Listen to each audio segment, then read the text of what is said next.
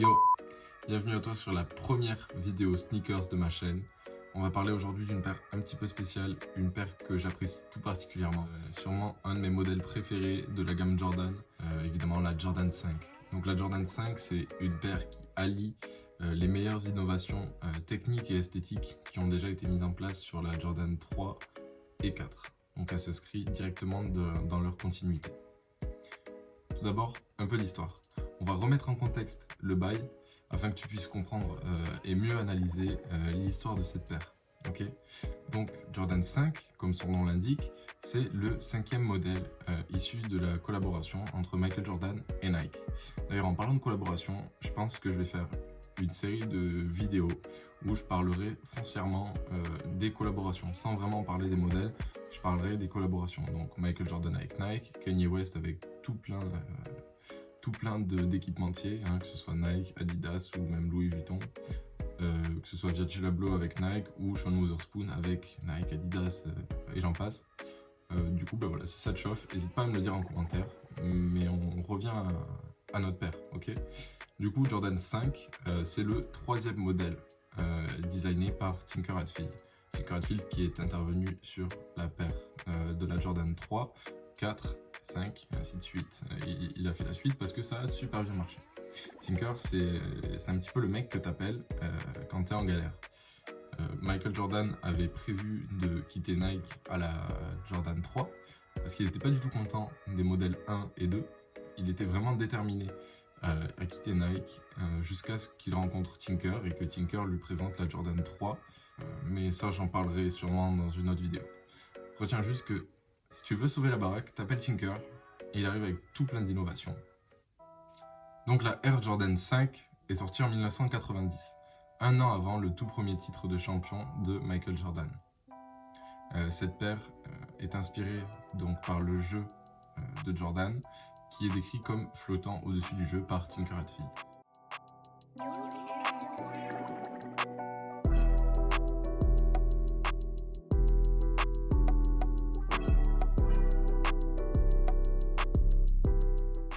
Il pense, en voyant son agressivité et son efficacité offensive, aux avions de chasse de la Deuxième Guerre mondiale, les Mustang P-51.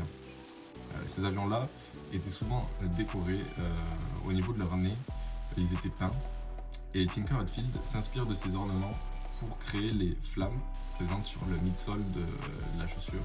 Donc le midsole, c'est la semelle intermédiaire. Okay, donc il imagine les flammes de la chaussure et décide de les positionner à l'envers parce qu'avec Nike, il se battait toujours contre les conventions. Et du coup, on obtient ces flammes inversées sur l'avant de la chaussure. Ok, donc comme je te l'ai dit plus tôt, la Jordan 5, c'est une paire qui s'inscrit parfaitement dans la continuité des paires 3 et 4, des modèles qui ont été déjà designés par Tinker Hatfield. Elle reprend les meilleures innovations techniques et esthétiques. D'abord la tige mid, donc on a la tige low, les chaussures basses, la tige high, les chaussures hautes, et la tige mid, entre les deux, qui a été utilisée pour la Jordan 3 en premier, et qui est améliorée sur la Jordan 5. Elle est asymétrique, du coup elle permet une meilleure insertion du pied, un meilleur confort, un meilleur maintien lorsqu'on joue. Du coup, c'est une chaussure plus haute que la Jordan 3, plus haute que la Jordan 4. Et elle arbore également une énorme languette en 3M. Et là, tu as la petite anecdote bien sympa à propos de cette languette en 3M. Elle a deux utilités. Une meilleure insertion du pied quand tu l'enfiles. Tu as juste à tirer sur ta languette et mettre ton pied et ça rentre. Et deux, le fait qu'elle soit en 3M rend la languette réfléchissante en fait quand tu mets le flash de la photo. Et du coup en fait quand Jordan partait au panier pour mettre des dunks ou pour scorer et qu'il se faisait prendre en photo par des centaines de journalistes, le logo apparaissait noir autour d'un contour qui était réfléchi parce que le logo était brodé et du coup tu avais le Jumpman qui apparaissait noir avec le contour bien flashy. C'était un super coup de com de la part de Tinker Hatfield. Du coup, tant qu'on est sur le haut de la chaussure, on va parler du lace lock qui a été introduit directement sur la Jordan 5 et qui a été très vite adopté parce qu'il est bien plaqué contre la languette et que du coup tu peux mieux serrer tes lacets. On a aussi les 3 grilles, donc que ce soit sur le côté et sur la languette, qui ont été introduites sur la Jordan 4 et qui ont été reconduites et améliorées sur la Jordan 5 pour permettre une meilleure respirabilité et apporter de la légèreté à la paire. Sur le midsole ou la semelle intermédiaire, on retrouve nos flammes et du transparent rubber, du caoutchouc translucide qui était alors inédit sur une paire de baskets à l'époque. L'outsole est aussi une partie constituée de caoutchouc transparent doté de motifs à chevrons qui sont censés stabiliser les appuis et apporter de l'adhérence. Le logo Jumpman apparaît en transparence sur la partie avant de l'outsole. Le principal intérêt de cette gomme translucide était de rendre visible la technologie Air. Tinker Hatfield avait déjà utilisé le même procédé pour la Air Mag. La Air Mag, c'est la chaussure qui a été créée pour Retour vers le futur 2, c'est la chaussure auto-lassante. On retrouve également sur les modèles 3 et 4 la bulle d'air mythique de Nike, introduite par Tinker Hatfield sur la Air Max 1. Ouais, je sais, encore lui. Cette paire bénéficie également d'une visibilité incroyable. Peu de temps après leur sortie, le 28 mars 1990, Michael Jordan réalise un record en carrière en scorant 69 points. En plus de ça, on a Will Smith qui porte la paire dans plusieurs épisodes du Prince de Bel-Air. Donc, avant de te présenter ce joli modèle que j'ai en ma possession, je te propose de revenir très rapidement sur l'histoire de la collaboration, parce que cette paire est issue de la collaboration entre Nike et Virgil Abloh. Si tu ne sais pas qui est Virgil Abloh, je te fais un rappel très rapide. Virgil Abloh, c'est le créateur de la marque Off-White, le styliste et ami de longue date de Kanye West, et il est aujourd'hui directeur artistique chez Louis Vuitton. Ça fait beaucoup là, non? Bon, reprenons. Cette collaboration nommée The 10 reprend à l'origine 10 modèles plus ou moins iconiques de Nike pour les retravailler d'une manière déconstruite, déstructurée et industrielle par Virgil Abloh et son équipe. Aujourd'hui, la collaboration s'étend à de nombreux modèles et plus seulement 10.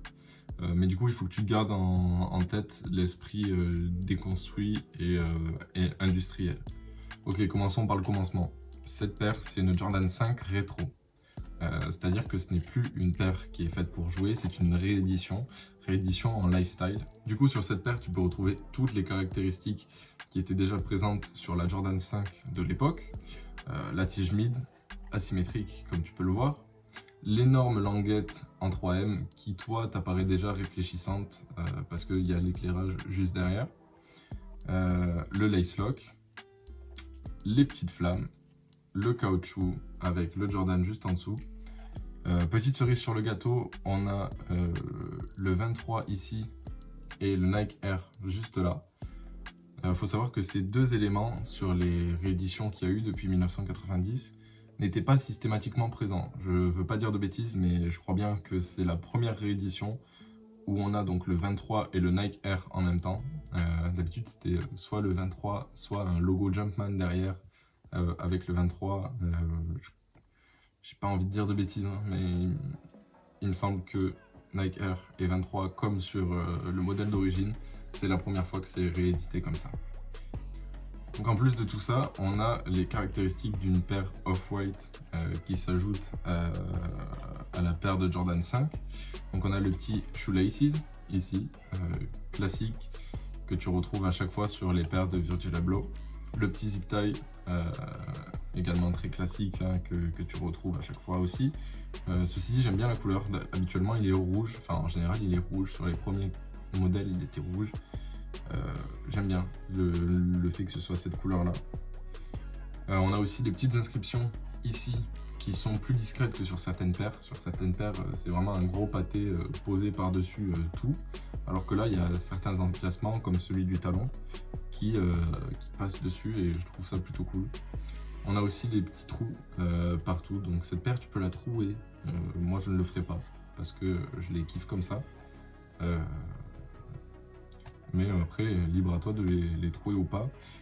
Ça, c'est des trous que tu peux retrouver sur ce que fait Virgil Abloh en ce moment avec Off-White ou Louis Vuitton.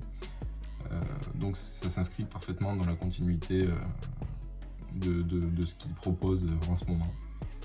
Du coup, merci à toi d'avoir suivi ma vidéo jusqu'au bout. J'espère que tu as pu en apprendre un peu plus sur l'histoire de la Jordan 5. J'espère que ça t'a plu. Si c'est le cas, tu peux me laisser un pouce bleu et t'abonner pour être sûr de louper aucune de mes prochaines vidéos. Et je te dis à la prochaine.